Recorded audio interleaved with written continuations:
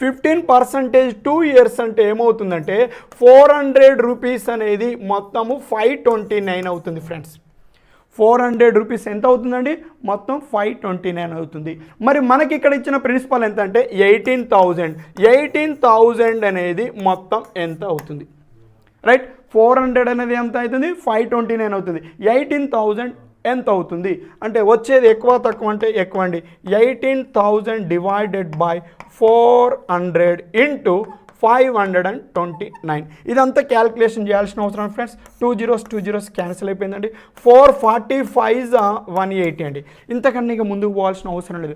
45 దేని యొక్క మల్టిపుల్ అండి? ఇది 9 యొక్క మల్టిపుల్ అండి. దేర్ఫోర్ మనకు వచ్చే ఆప్షన్లో ఖచ్చితంగా ఆ నెంబర్ 9 యొక్క మల్టిపుల్ అవుతుంది. అంటే ఆ సంఖ్య 9 చేత నిశేషంగా భాగించబడుతుంది.